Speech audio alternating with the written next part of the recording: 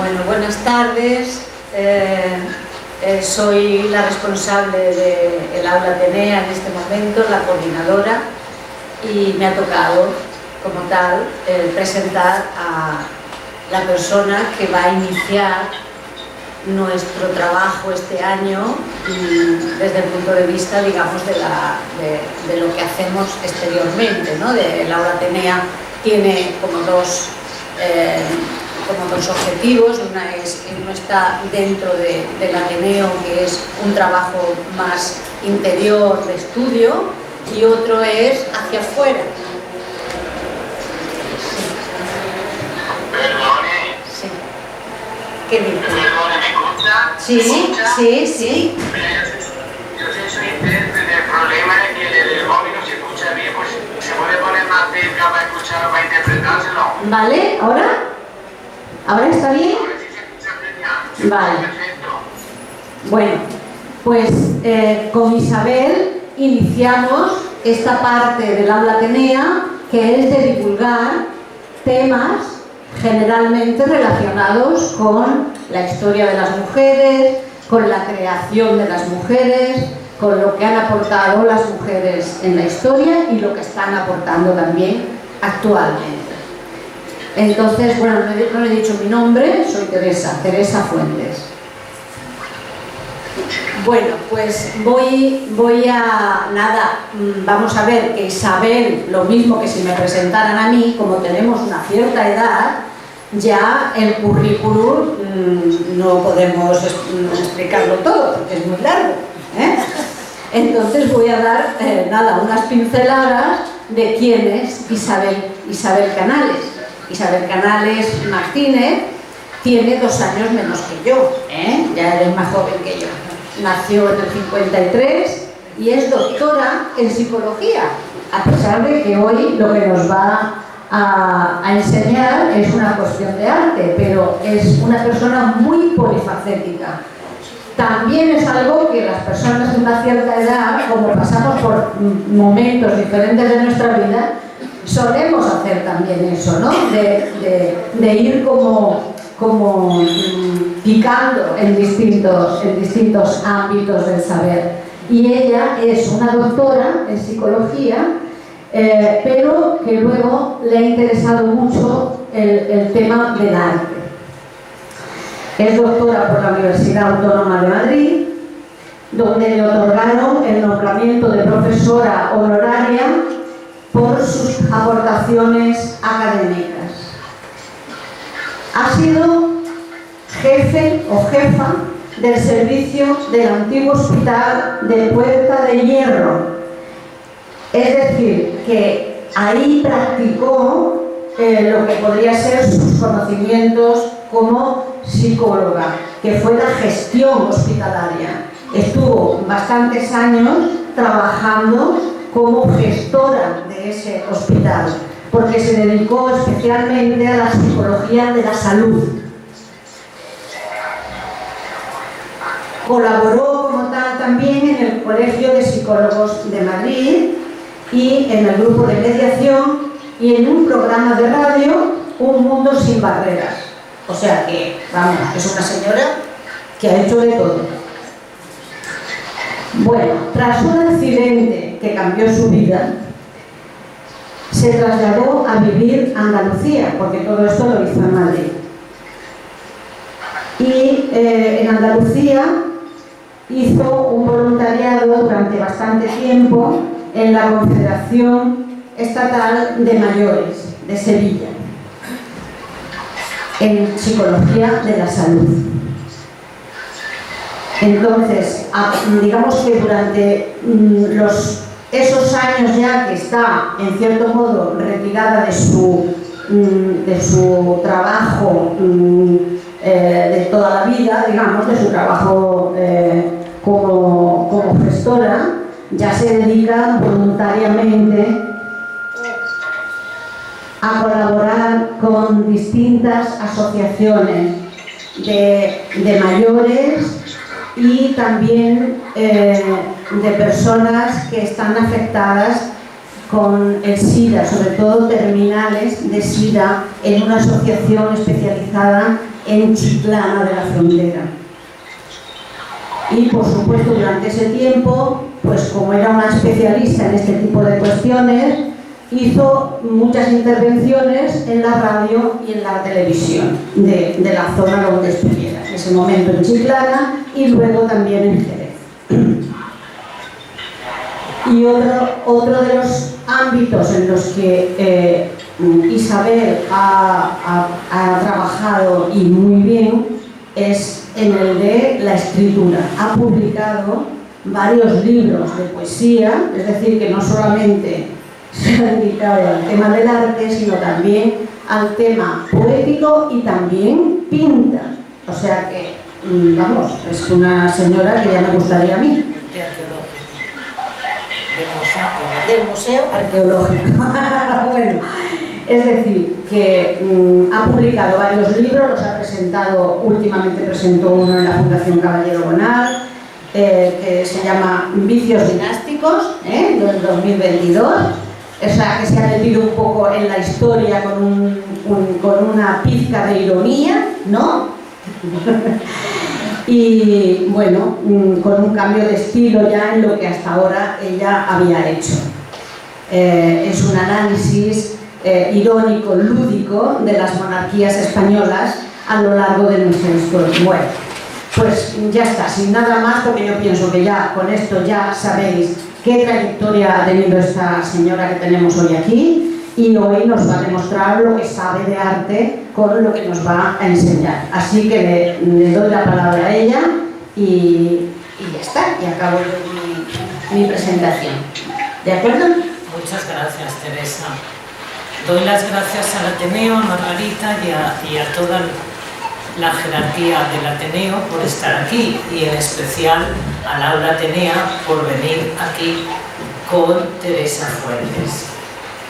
Lo que voy a hacer es expresar la vida y el trabajo de tres mujeres que he elegido yo. No me las ha impuesto nadie, ni me las ha recomendado nadie, las he elegido yo. Y a lo largo de la exposición irán viendo que las tres tienen un denominador común: la fuerza y el arte. A lo largo de la vida hemos tenido que estar nadando, y a través de nuestros esfuerzos hemos llegado a conseguir el sufragio femenino. ¿Pero cuándo? ¿Cuándo lo hemos conseguido? El siglo pasado, que era el siglo XX. Esto es un pequeño esquema de cuándo hemos ido consiguiendo el sufragio femenino. En Nueva Zelanda, en el año 1893, finalizando el 19, pero casi en el 20. Australia en el 902, Finlandia, Noruega, Dinamarca, hasta el 18 con el Reino Unido. Zimbabue y Kenia reconocieron el sufragio femenino en el 19. Estados Unidos, solo para las mujeres blancas, fue en el 20, y las mujeres de raza negra en el 67, Uruguay en el 27, y en España tuvimos la fortuna de equivocarnos en Eibar, y lo hicimos el 5 de noviembre de 1933, pero el 19 de noviembre del 33 ya comenzó por extensión el sufragio femenino. El último fue Arabia Saudita. Hemos estado viendo, tal y como se puede ver en esta diapositiva, la vida desde una ventana incluso enrejada.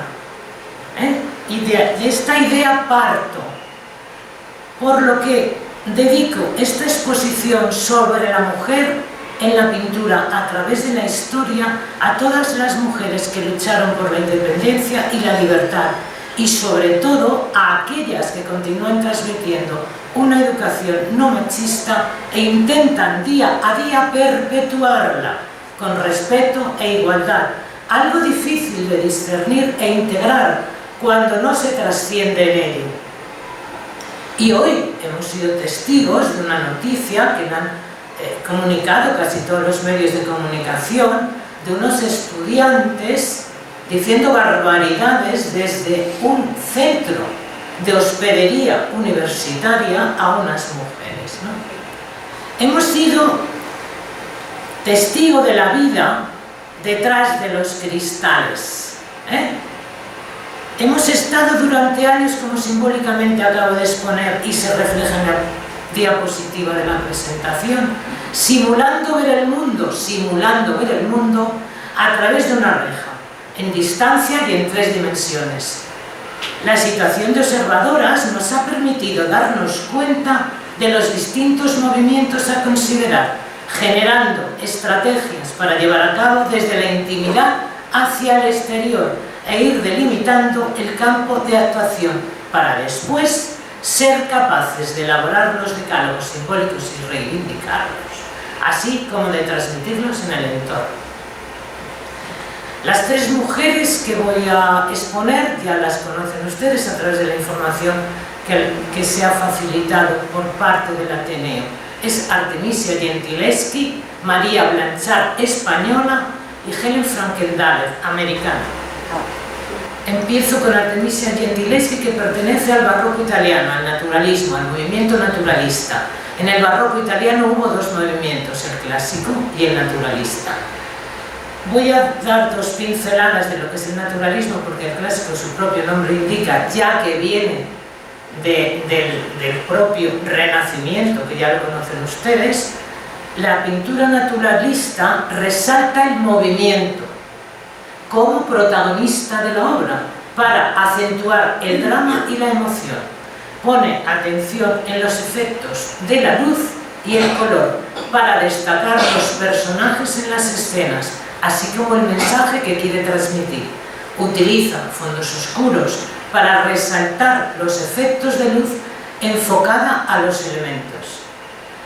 De todo lo que he podido ver, sí que hay mujeres pintoras anteriores a Artemisia, claro que las hay, pero son monotemáticas.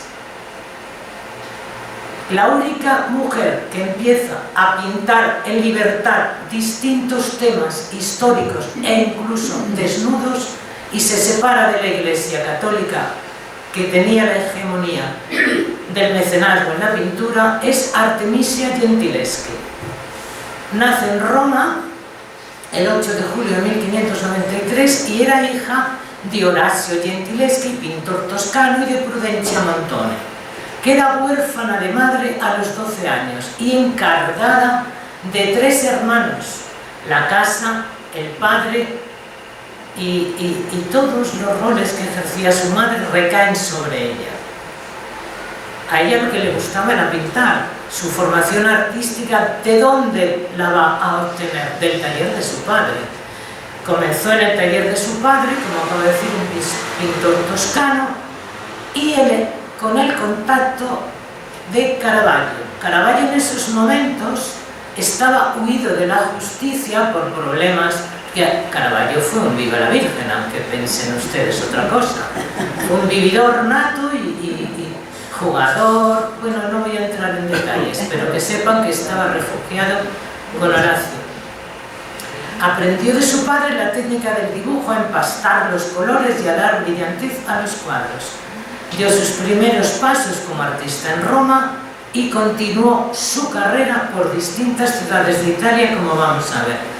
En 1610 firmó a los 17 años su primera obra, Susana y los viejos. Esta obra está en Alemania. En todos los lienzos que voy a presentar pone cómo está hecho, sobre qué está reflejada y dónde se ubica. Susana y los viejos es un óleo sobre lienzo y está en Alemania, como acabo de decir. Pero observen el color. El color viene del Renacimiento, pero tiene muchísima más fuerza y muchísimo más relieve que el que se inició en el Renacimiento, como pueden observar. Es un desnudo. Esto fue un poco... Tienen que tener en cuenta que aquí en España, en esa fecha, era Felipe III, Felipe II, primero Felipe III, y aquí estaba el Tribunal de la Santa Inquisición. Y esto se pinta en Roma. Quiero que se vayan ustedes dando cuenta de la situación. Artemisia necesitaba un preceptor porque no podía asistir a las clases y su padre le pone un preceptor que es Agostino Tassi, que además era amigo de su padre. ¿Qué sucede? Pues que se tomó unas atribuciones que no le correspondían, le traicionó a Horacio y violó a su hija. Artemisia fue violada y esto supone un trauma en la vida de Artemisia, pero tiene la ayuda de su padre y la ayuda de todo el tribunal de Roma. Artemisia se tiene que someter, como todos los casos de violación, a un examen ginecológico para demostrar que ha sido desflorada. Y fue sometida durante el proceso de instrucción hasta tortura, porque la sometieron a un aparato que era un instrumento con cuerdas que iba apretando progresivamente los dedos de sus manos, y era pintora. Entonces esto también supone tener una fuerza de carácter para poder continuar tremenda. Así era Artemisia. A los 19 años, es decir, al año siguiente de ser violada, pinta esta maravilla. Virgen con niño. Es un óleo sobre lienzo. El padre, para restituirle de alguna manera la honorabilidad social, la casa con un pintor mediocre florentino, pero que de alguna manera queda socialmente restituida su honorabilidad, que se llamaba Pier Antonio Vincenzo Estiate. Al ser de Florencia, se traslada a Florencia con su marido a vivir, y en Florencia tiene 4 hijos y una hija. La única que llegó y superó hasta la mayoría de edad fue la hija. Los hijos, antes el índice de natalidad era muy alto, pero también los niños fallecían antes de tiempo por las enfermedades, por las condiciones de vida, X elementos. Y nos sorprende a los 20 años, a los 2 años de ser violada, con este cuadro. Judith decapitando a Holofernes. Aquí quiero que hagan una gran observación, porque esta obra ya la había pintado anteriormente, la había pintado Caravaggio, pero observa unas diferencias. Caravaggio es el autor de esta obra. No entiende nada de mujeres, porque miren cómo la pinta. Refleja a una Judith que no sé si conocen el tema de la decapitación de Holofernes. Holofernes era un general al mando de las tropas que ahora no me viene el nombre, eso es lo que tiene la edad, de Babilonia, del rey de Babilonia, y va a cargarse a los habitantes de Betulia, que es una tribu. Y Judith dice, un momento, por la noche acuerda con su pueblo, porque vamos, es que les pasan a cuchillo, porque era un corpúsculo minúsculo frente a todo el ejército. Nabucodonosor II, me acabo de acordar, era un general de Nabucodonosor II. Y habla con su pueblo y les dice, yo voy a entrar en la tienda de Holofernes, le voy a seducir y le voy a dar muerte. Y eso hizo. Entonces, una mujer que toma esa decisión no actúa de esta manera, con esa distancia y esa cursilería, como para no marcharse. Se implica directamente, como hace Artemisia. Artemisia se implica en la muerte de Holofernes, porque es objetivo. Entonces la representación queda muy clara. No sé si lo ven, pero es que está clarísima la diferencia, ¿no? A mí, sinceramente, Caravaggio me encanta, pero me gusta más la de Artemisia. A continuación de esta gran obra, pinta sobre tabla un autorretrato como mártir. Después pinta un autorretrato tocando el laúd. Estas son obras, bueno, consta en cada una de ellas dónde están las obras. Buonarroti el joven, sobrino del gran Miguel Ángel, la encarga a Artemisia una tela para la galería de pinturas. Y Artemisia pinta esta gran obra, alegoría de la inclinación, que está evidentemente en la casa Buonarroti, en el techo de la casa Buonarroti. Observen los colores, observen la brillantez de esa tela, de esas arrugas, es impresionante. A los 23 años pinta la Conversión de la Magdalena, es un óleo sobre lienzo. Pinta mujeres en las circunstancias que quiere reflejar. Cuando Judith decapita a Holofernes, previamente había quedado con su pueblo que les llevaría la cabeza de Holofernes en una cesta. Y esta sería la segunda parte de la primera, que ahí ven la cesta con la cabeza de Holofernes, que después de haberle dado muerte la lleva a su pueblo. Fue la primera mujer en entrar en la Academia de Arte del Diseño de Florencia. Hasta ese momento no había ninguna. Arduo trabajo había ya publicado como para no permitirle entrar. En sus cuadros fue la primera mujer, como he dicho antes, que desarrolló temas históricos y religiosos. Su inquieta personalidad le hace moverse y trasladarse de ciudad, y sobre todo porque se separa de su marido. Trabaja bajo los auspicios en ese momento de Cosme II de Medici y se marcha de Florencia a Génova. Pero ella ya conoció a Galileo Galilei y mantuvo durante mucho tiempo contacto epistolar, a pesar de que les unió una gran amistad el tiempo que vivió en Florencia.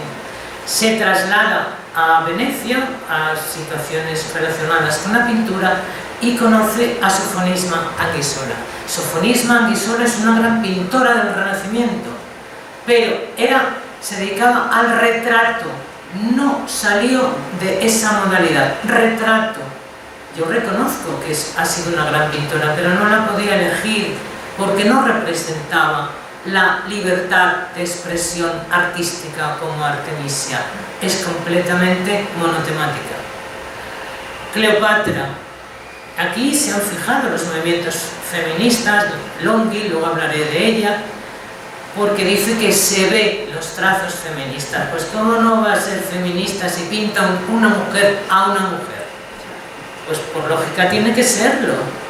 Y además en aquella época, un desnudo, tiene que serlo. La pureza, es un óleo sobre lienzo. La pureza es impresionante. Los colores, las sombras.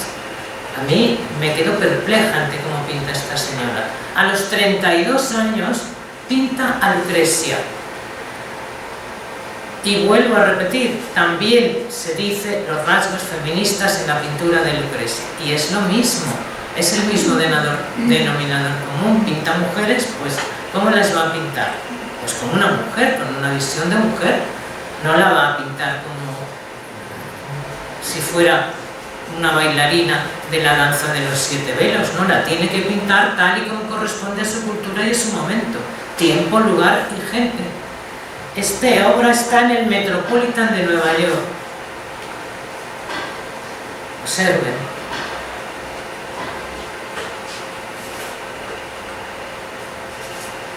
De pronto se queda petrificada porque recibe un encargo de la Iglesia Católica. Le encargan pintar un fresco para la iglesia de Puzzoli y pinta a San Genaro. Está en Nápoles, en el pueblo de Puzzoli, esta obra, y es un óleo sobre lienzo, está en el anfiteatro de Puzzoli. Impresionante también esta obra. Yo no sé si han llegado ustedes a verla alguna vez. El baño de Betsabé, también juzgado, criticado por el desnudo. Es un óleo sobre lienzo y está en Alemania, en Potsdam. De Betsabé tiene varios. Esta es una de las versiones que yo he cogido la más radical para que la vean ustedes. Este está en el Prado, que es el nacimiento de San Juan Bautista. Completamente distinto el motivo y la ocasión y los colores y el tema. Al padre Carlos I de Inglaterra lo llama para que acuda a la corte y marcha para allá.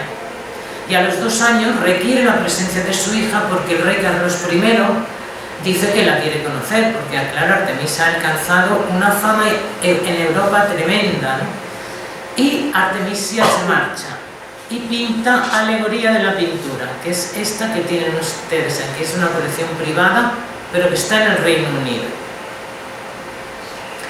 Horacio, al año de llegar a Artemisia, fallece bajo la atención y cuidados de la hija.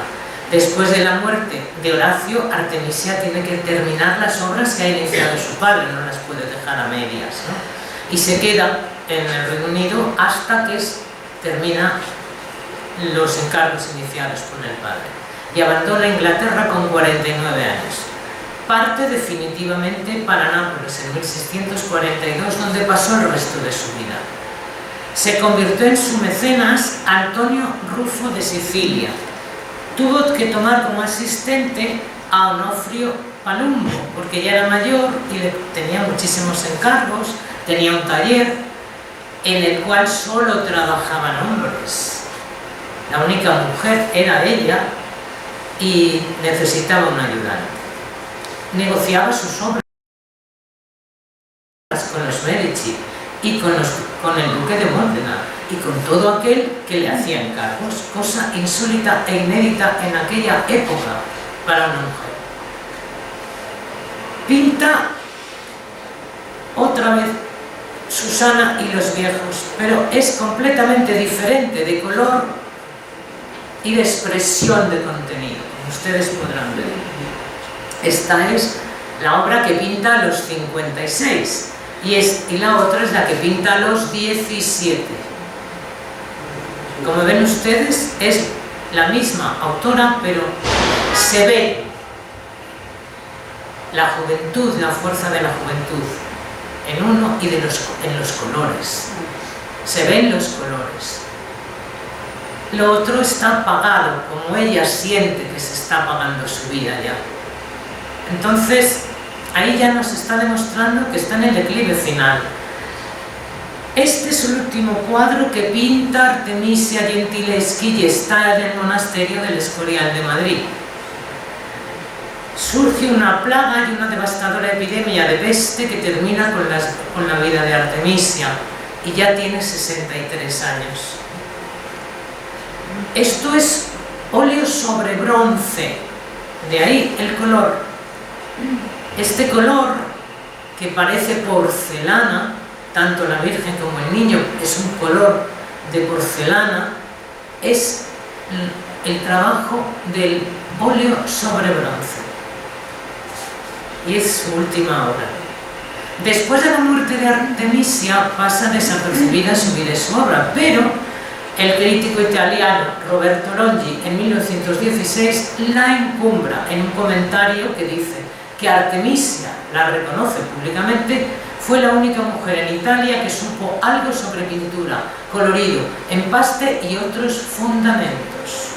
En el 70, la historiadora, que antes he dicho que luego hablaría de ella, Linda Nordklein, la ensalza y despierta el interés feminista de Artemisia en la historia de la pintura. Y publicó un artículo que por qué no habían existido grandes artistas mujeres, y claro que habían existido, como les he explicado ya. Y ya le contesta otro periodista. Pero la libertad de Gentileschi, su modernidad y toda su propia vida la convirtieron en un personaje excepcional para la época. Y todos la debemos un gran respeto y una gran admiración, porque su legado está ahí, en su obra. Su biógrafa, Alejandra Lapierre, critica todas las críticas que le han hecho. Han dicho que su obra se ha teñido con algo completamente falso, porque han calificado su obra de violenta, como lo han hecho numerosos observadores. Y no hay nada más absurdo que calificarla de eso, porque no querían reconocer la valía de Artemisia porque Artemisia estaba en un mundo de hombres y no querían reconocerla, porque tenían que competir con ella de alguna manera. Y ella por sí misma demostraba que estaba ahí. El dominio del claroscuro, como han podido ver ustedes, el dominio de los colores, como han podido ver ustedes, la delicadeza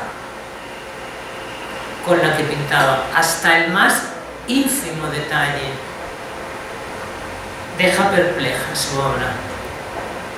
Los compradores de arte eran conscientes de lo que la encargaban. Querían mujeres fuertes, retratos de mujeres fuertes pintado por una mujer fuerte, porque sabían que lo iba a reflejar, porque ya habían observado sus obras. Entonces la fascinación de Artemisia sigue ejerciendo prioridad entre nosotros, y no hubo ni habrá un personaje tan atípico y moderno en la historia de la pintura como Artemisia Gentileschi, que estamos hablando del siglo XVII. Gracias por su atención, pero no termino aquí, que sigo, es que voy a beber agua, pido disculpas. Tengo que salir de aquí. Ahora voy a hablar, ¿dónde está el ratón? Voy a hablar de una española y vamos a dar un salto de 250 años en la historia de la pintura.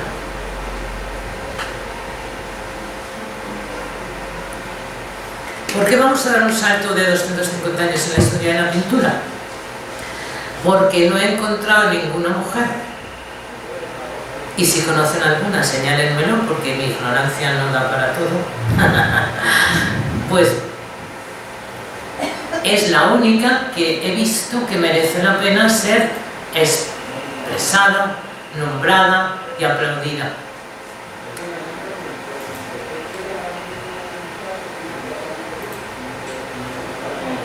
María Gutiérrez Cueto, española, cántabra, para más detalles, forma parte del cubismo, pero antes de entrar en el cubismo les digo, el cubismo es uno de los movimientos de los ismos propios del momento del arte contemporáneo. Los ismos, si no lo saben se lo digo, son el fauvismo, el cubismo, el futurismo, el constructivismo, el expresionismo, el neoplasticismo y el surrealismo. ¿Qué sucede? Pues que yo he cogido el cubismo porque es donde he encontrado una mujer que merece la pena hablar de ella. Uy, perdón. El cubismo es un movimiento que nace en Francia en 1906. Es significativo y trascendente porque rompe la estética clásica, las nuevas formas de observar la naturaleza. Su visión del arte es completamente diferente y conmocionó el mundo del arte. A partir del cubismo, el concepto de arte y de belleza cambian radicalmente. Rasgos del cubismo, aquí los tienen: asociación de elementos imposibles de concretar, retrato de la realidad con figuras geométricas y desdoblamiento. Aquí, y que inicia el movimiento cubista es Paul Cézanne. Paul Cézanne, aquí tienen de todo: asociación de elementos imposibles de concretar, retrato de la realidad con figuras geométricas y desdoblamiento. El desdoblamiento se corresponde con un retrato de Picasso, y el de las figuras geométricas es de Georges Braque. Juan Gris, español también, Jan Messinger y Grace. Estos son los antecedentes del cubismo. María Blanchard se la conoce como la dama olvidada. En nuestra historia hay dos mujeres, no una sino dos, que se las conoce como las olvidadas. La primera es Petronila de Aragón, la reina olvidada. ¿Qué sucede con Petronila? Porque nadie sabe nada de Petronila. Pues gracias a Petronila los catalanes tienen rey y Aragón tuvo mar. Imagínense si es importante en la historia de España, y nadie la conoce y nadie la nombra. Y el cubismo la llama la gran dama del cubismo, porque es impresionante el alcance cubista que tiene esta mujer. Como he dicho antes, nace en Santander, en una familia absolutamente acomodada. Su padre era el director de un periódico del Atlántico y su abuelo dirigía La Abeja Montañesa. La madre era de ascendencia polaca y francesa y el padre cantabrón. Esta es la madre, he dicho cantabrón, no entiendan cosas que no son así, se rompe el hielo y se despiertan ustedes un poquito y vuelven a coger marcha. Aquí tienen un retrato de la madre y un retrato de María Gutiérrez Cueto. María Gutiérrez Cueto era su nombre original, pero toma el apellido de su abuelo porque evidentemente ya verán a la larga lo que esta mujer padece. ¿Por qué? Por lo que voy a contar ahora mismo. Hombre, el apellido Blanchard es mucho más, tiene más caché que Gutiérrez, ¿no? Y sobre todo en un ambiente internacional de pintores. Lo siento por los que se llaman Gutiérrez frente a Blanchard. Por eso lo digo, he visto que te ha tocado el hombro, por eso lo digo. La madre tuvo un accidente al caerse de un coche de caballos y sufrió, cuando ella nació, tenía una doble deformidad en la columna, por lo que era absolutamente jorobada. Imagínense nuestra cultura, que desde Quevedo nos reímos hasta nuestra sombra. Imagínense esto en una mujer, lo que supone. Una mujer inteligente, además, lo que supone.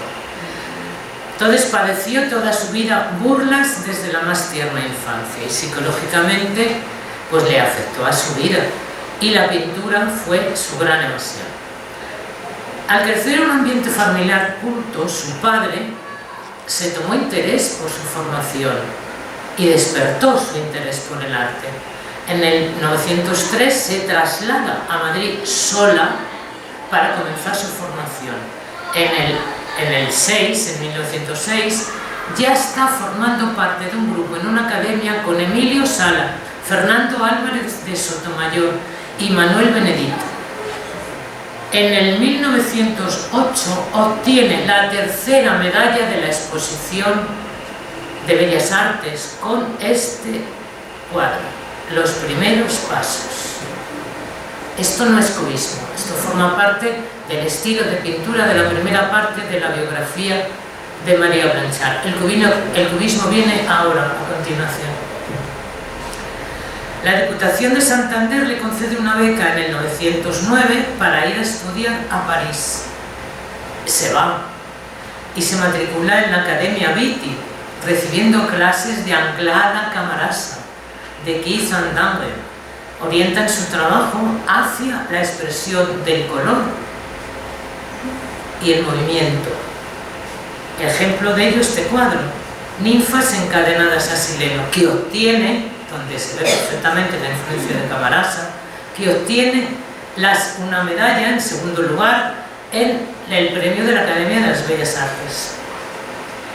Ese año se matricula en la academia con María Vasiliev, rusa, su apellido lo indica todo, pero es que lo era, afincada en París, y tanto Van Damme como Angelina Belov, que en aquel momento era la pareja de Diego Rivera, que después se casó con otra pintora mexicana, ya saben ustedes, no voy a entrar a contar vida y milagros de las personas. Entonces se queda en la Academia de María Vasiliev, donde insisten en el color y en la expresión, y viaja a Bruselas y a Bélgica y a Londres, viaja por Europa para adquirir conocimiento y conoce a Diego Rivera. Solicita otra beca porque claro, se le terminaba, y le dan una beca por 2 años en Santander para continuar en París. Contacta con el círculo de la vanguardia cubista, con Juan Gris y Jacques Leipzig. Juan Gris era español y estaba bastante ya experimentado en el cubismo. En el 15, debido a los grandes avances de María, la invitan a Madrid, Ramón Gómez de la Serna, a una exposición, Pintores íntegros. Un horror, dada la ignorancia madrileña y española, fue criticada por la prensa, por sus compañeros, por todo el mundo. Entonces, burlas, protestas, imagínense cómo se sentía.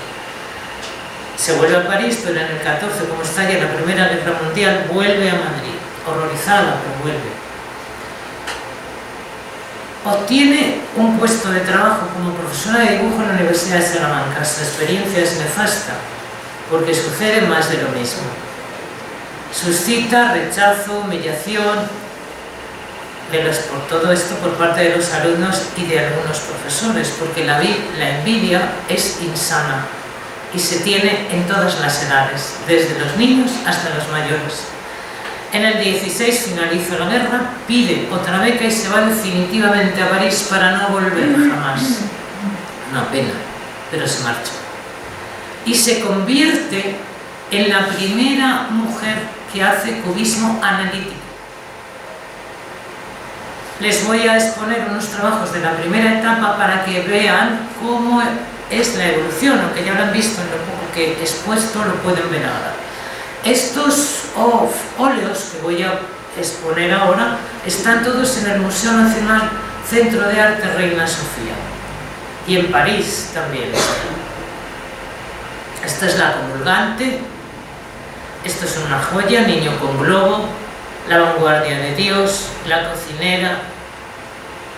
Es un estilo completamente diferente al cubismo y es para demostrarles que tenía su propio estilo a la hora de pintar, y termina su vida de esta misma manera que la inicia, con este mismo estilo de pintura, que lo vamos a ver.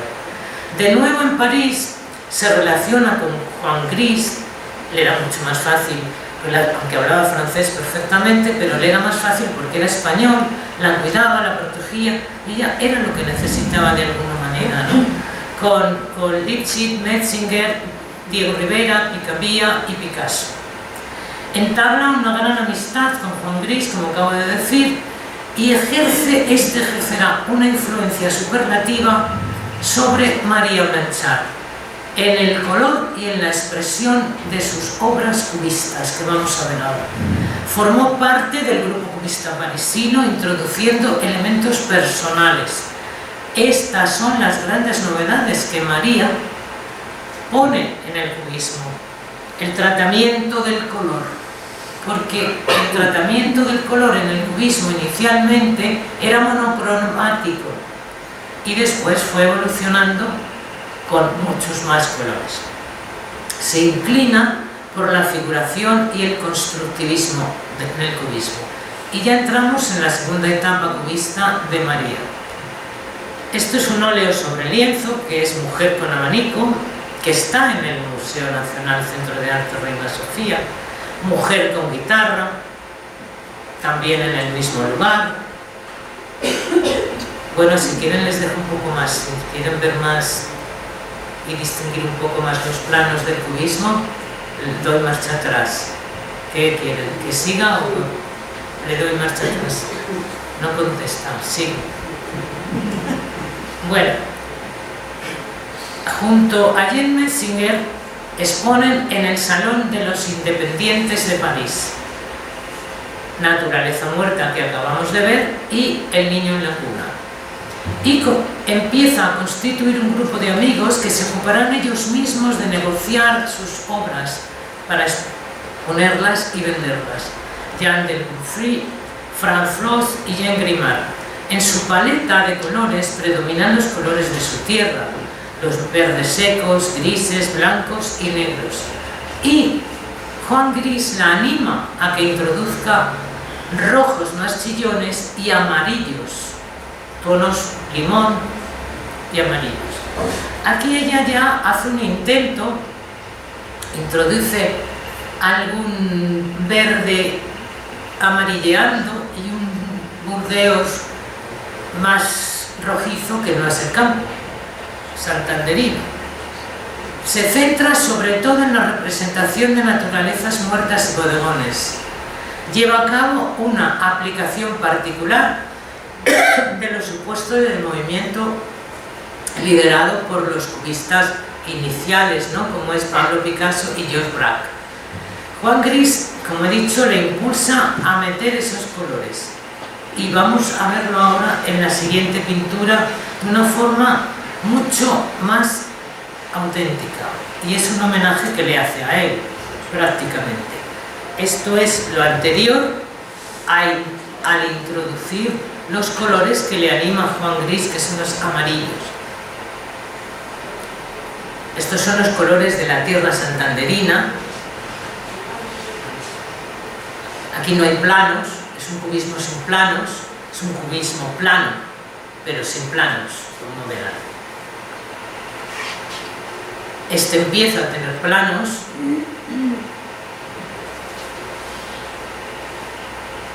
Cuando muere María Blanchard, entra en una depresión tremenda porque pierde de alguna manera a su brazo derecho, que es Juan Gris, y a un amigo del alma. Se retira y pierde el contacto con los demás. Su salud comienza a deteriorarse psicológica y físicamente, pero no deja de pintar, ella continúa pintando. Y se le llena la casa de París de familia. Primero va a su primo Juan Cueto, escultor, con su esposa y sus hijos. Se instalan en su casa. Evidentemente no está sola, pero le supone una gran carga. Hasta ella misma, perdón, voy a beber porque se me seca la boca. Además no tengo yo este ritmo tan rápido para hablar. Hacía mucho tiempo que no hablaba tan rápido y se me seca mucho la garganta. Lo siento. Ella misma verbaliza con todo el dolor de su corazón: tengo 4 bocas que alimentar, yo enferma, son 5.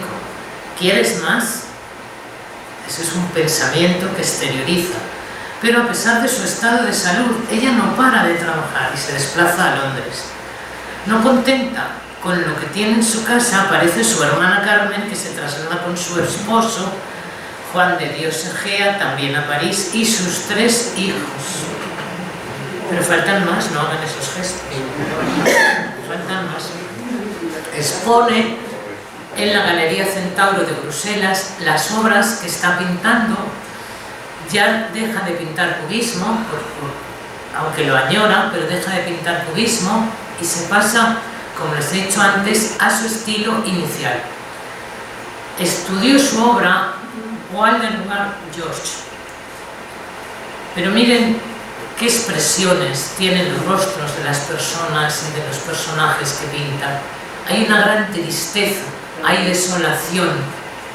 Esto de alguna manera la va caracterizando a medida que va perdiendo fuerzas psicofísicamente. Su obra lo plasma de alguna manera, ¿no? Son obras dramáticas, dibujos duros, violentos contrastes, y son imágenes intimistas, expresivas, pero expresivas de dolor, y porque dibuja personajes desvalidos. No contenta con eso, aparece su hermana Ana y Aurelia, que pasan largas temporadas en su casa, en París. Está sobrecargada de familia, aunque rodeada de amor, pero es que tanta sobrecarga supone un esfuerzo económico para ella. Y ya veremos más tarde, no solamente su familia, es que ella era una persona tan generosa que ayudaba a montones de desvalidos. Mella, todo esto mella su ánimo y su salud. Trabaja incansablemente, pese a encontrarse enferma y en un gran estado de abandono físico. Su familia no puede levantarle el ánimo, ni siquiera ella quiere levantarse, ¿no? Porque está tan agotada que se quiere marchar y tan triste que se quiere marchar. Está agobiada a su vez económicamente y el peso de la enfermedad le supone una sobrecarga. Estas son las últimas obras: Dolor de muelas, El borracho, Autorretrato, Maternidad. Miren la fecha: 1926 es El borracho. La última obra de María es San Tarsicio. Paul Claudel visita el estudio y queda estupefacto, impactado por la pintura, y le dedica una poesía.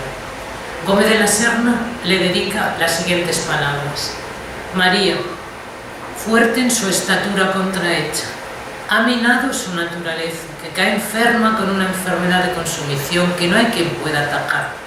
Esto en 1931.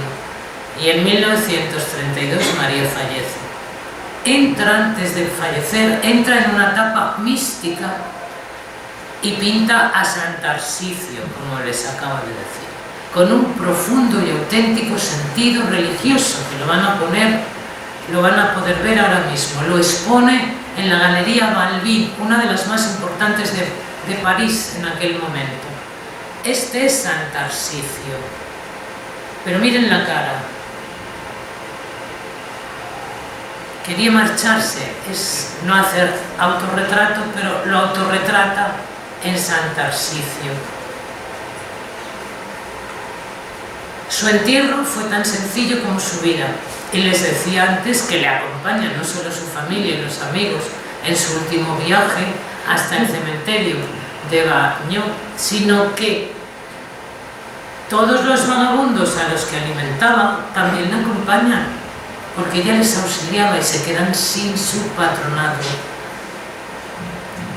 Todos los diarios franceses se hicieron eco de su óbito, pero ella falleció y la acompañan Francisco Pompey, André Lot, César Avil, Angélica Beloff, su maestra, e Isabel Rivière, su amiga y biógrafa. Federico García Lorca le dedica una conferencia en el Ateneo de Madrid. Elegía a María Blanchard, la única representante verdadera del género en la Escuela Española de París. Y cierto era, la única representante. Isabel Rivière, amiga y primera biógrafa de la pintora, la describe como un pájaro salvaje encerrado en una triple jaula, su cuerpo torturado, su corazón ávido y el mundo hostil. Gracias nuevamente. Ahora pasamos, ahora no hace falta que saltemos tanto en siglos, porque con 10 años nos vale. No sé salir nunca de eso. No encuentro el aspita. Ahora voy a pasar a la más contemporánea. No encuentro esto. Se me va el fondo. Ahora voy a pasar a la pintora más contemporánea y súper desconocida, porque Helen Frankenthaler es absolutamente desconocida. Se conoce del expresionismo, se conoce a Pollock, a Rothko, porque son hombres de blanco y negro. La pintura de estos dos pintores es blanco y negro. Y esta mujer es color, a pesar de estar sometida de alguna manera, no sometida por los pintores, sino ella misma elige el expresionismo y admira a Pollock, le admira. Antes de entrar a hablar de Helen, voy a contarles un poco el expresionismo. Hemos hablado del cubismo, que forma parte del movimiento de los sismos, y ahora estamos en el expresionismo.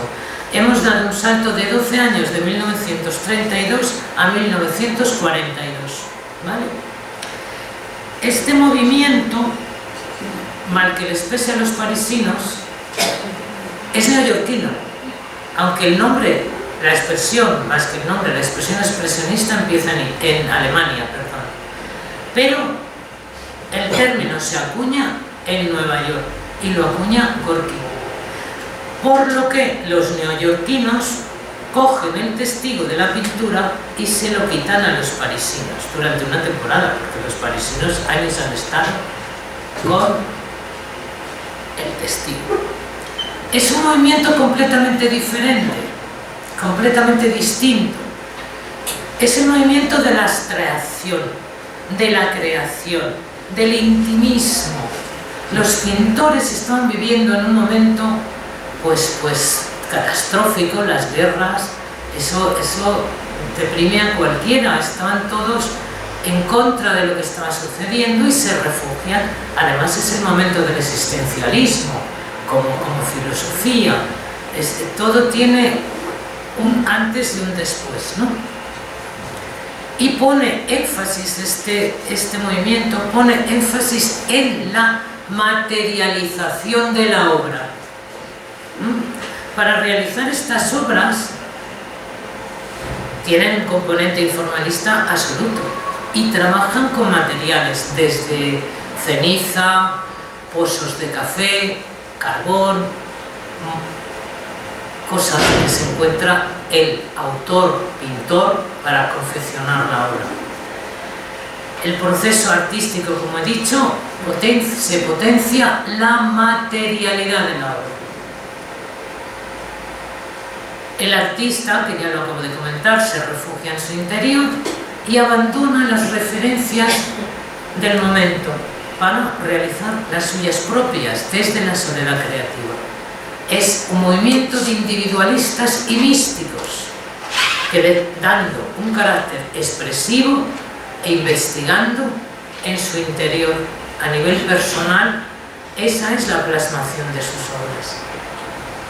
He hablado antes de la Escuela de Nueva York, de Pollock y Rothko, que son los primeros que representan esta tendencia. Y decían, como acabo de expresar, lo más relevante es la creación, el proceso de creación.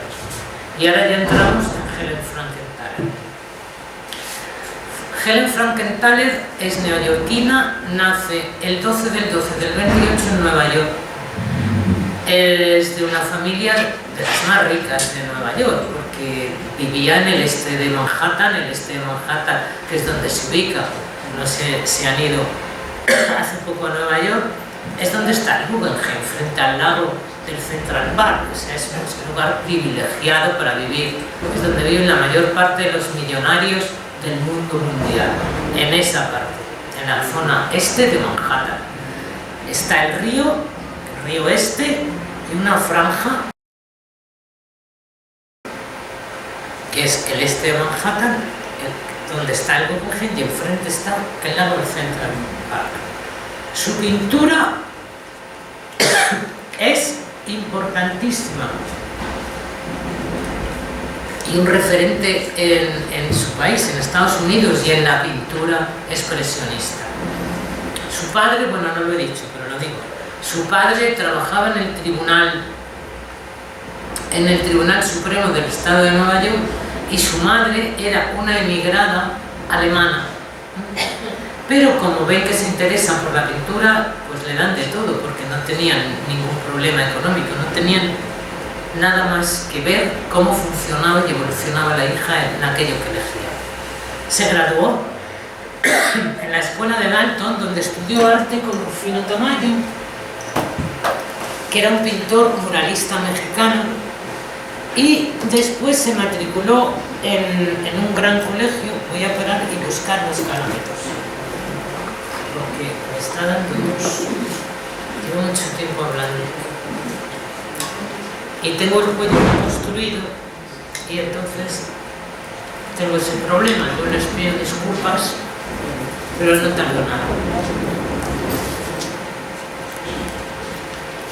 Se matricula en Bennington College, en Vermont, y allí es donde conoce a Clement Gribben, que fue el primer hombre con quien tuvo una relación sentimental. Le ayudaron muchísimo en su trayectoria pictórica Hendrik Fromm, Ralph Ellison y Kenneth Barker. Ahora todo es un trabalenguas de nombres americanos. El pintor Paul Philip fue su mentor artístico y le enseñó a arreglar todo lo relacionado con la pintura de Picasso y Braque, así como del cubismo. También viajó por Europa para conocer a los clásicos, porque estaba interesada también en los clásicos.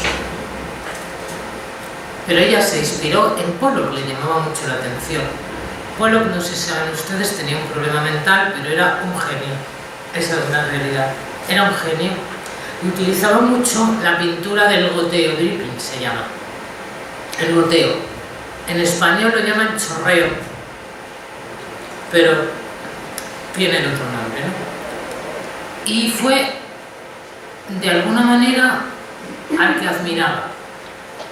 Su carrera profesional comenzó cuando Adolf Gottlieb seleccionó a 15 desconocidos por completo, con sus 15 obras absolutamente desconocidas, en la Galería Cuz.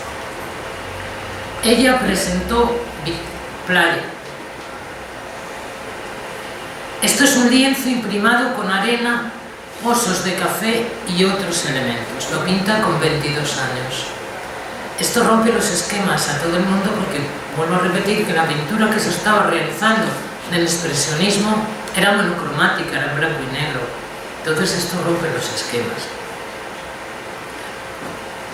Después, ella hace una exposición individual en la Galería Tibor de Nueva York y se ve lanzada en 1952 con esta joya que voy a enseñar ahora, que se titula Las montañas y el mar.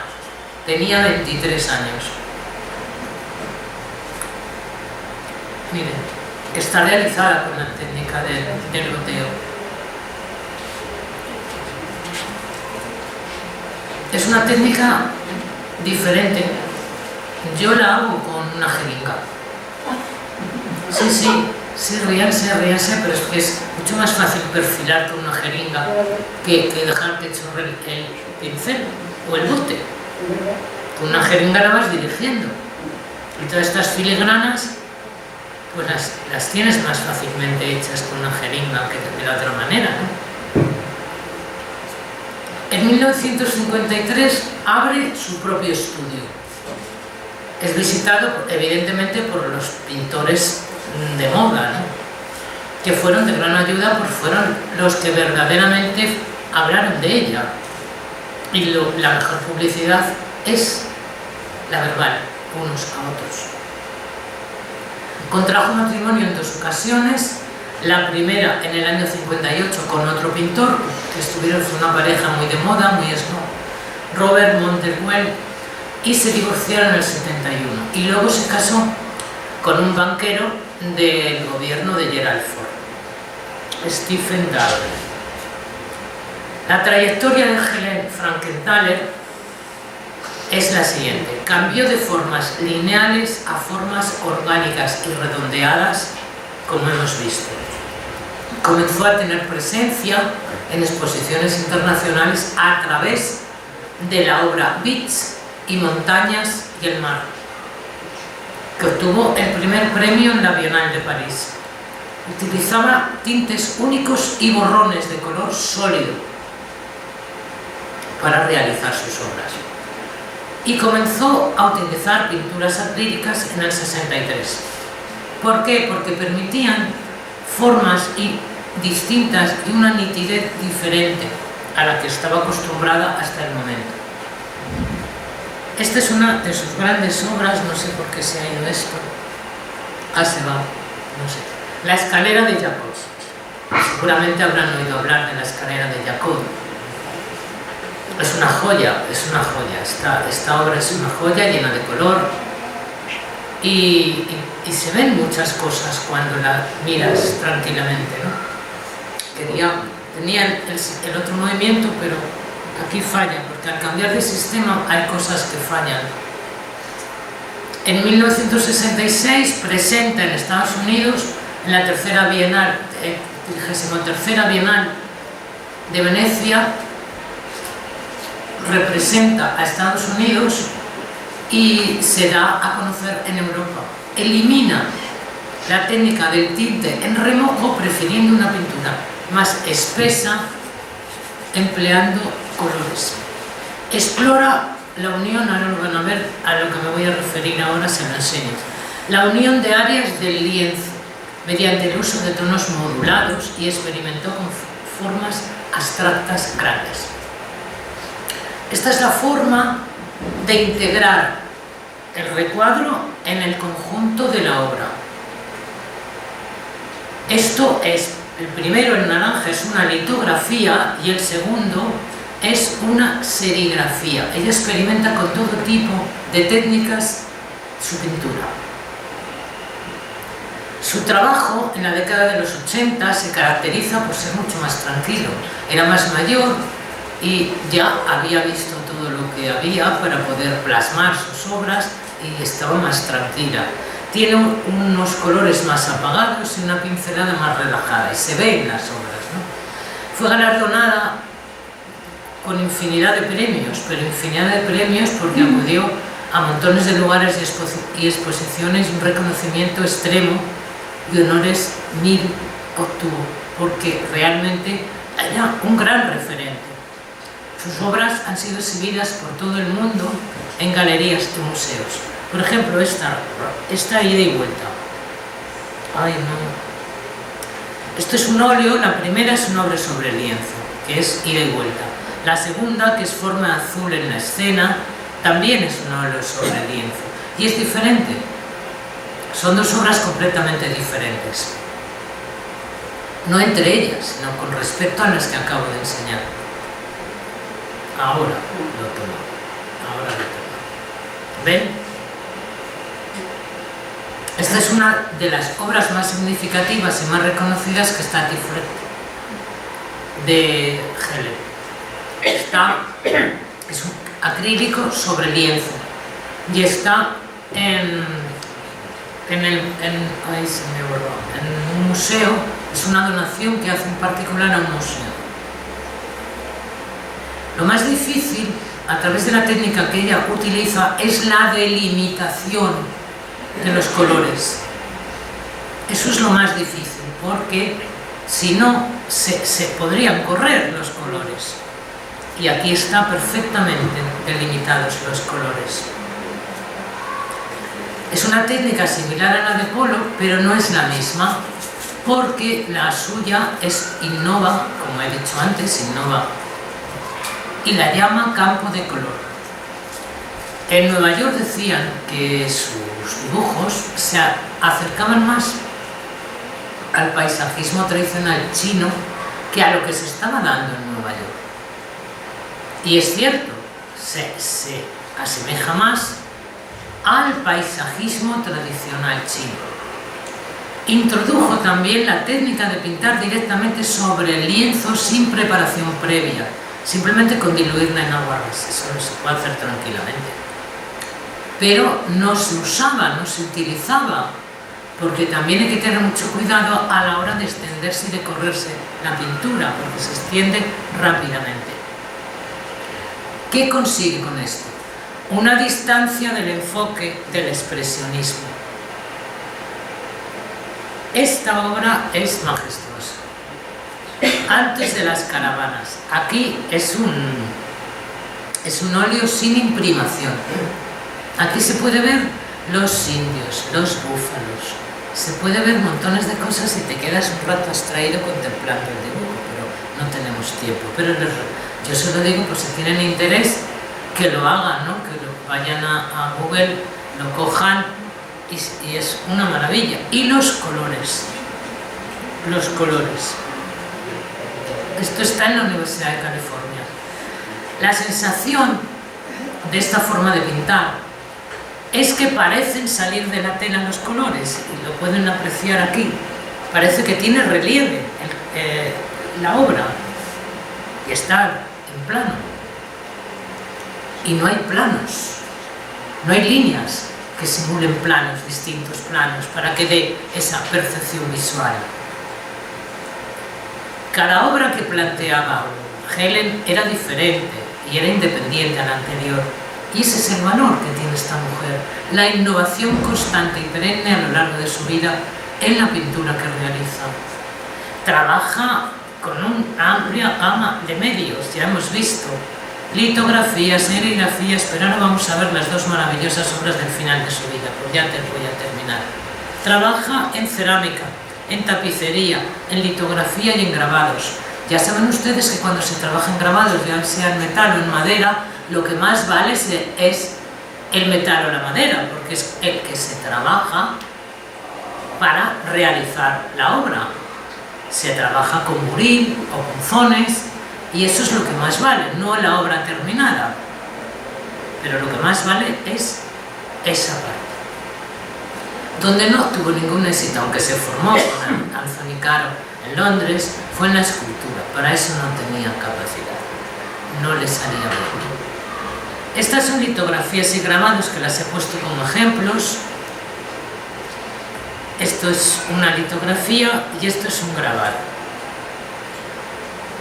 Cuando se trabaja con grabados, se trabaja con muchos colores y hay unos filtros, pero claro, tienes que saber hacerlo. Son técnicas, se trabaja con ácidos para fijarlo. Vamos, que tienes que tener un espacio enorme para tener todos esos cacharritos con los ácidos que te queman la piel y con todo lo que se necesita para hacer este tipo de obras, ¿no? Esta es la colina del Cedro, ya la pintó con 55 años.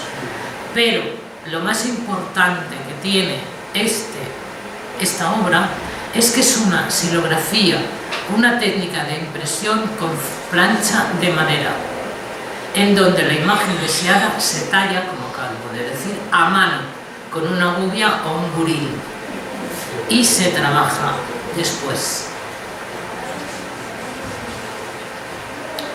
Bárbara Roth ha definido su pintura como expresión de la libertad, la espontaneidad, la franqueza y la complejidad de la imagen, no exclusivamente producida por el estudio o la mente, pero explícita e íntimamente ligada a la naturaleza y a las emociones humanas.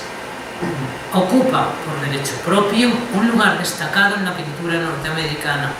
Lo llevo repitiendo desde que empezó a hablar de ella. Esta claridad, esta brillantez y esta forma de plasmar esta obra es insólita, mirando la luna en un día caliente de verano. Miren qué luz tiene esta obra, es un acrílico sobre lienzo, sin más, un acrílico sobre lienzo. Miren, observen, es una joya.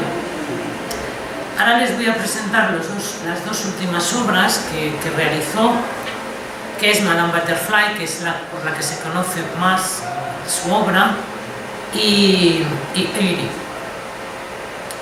Ella fallece a los 83 años y estas obras las pinta 2 años antes.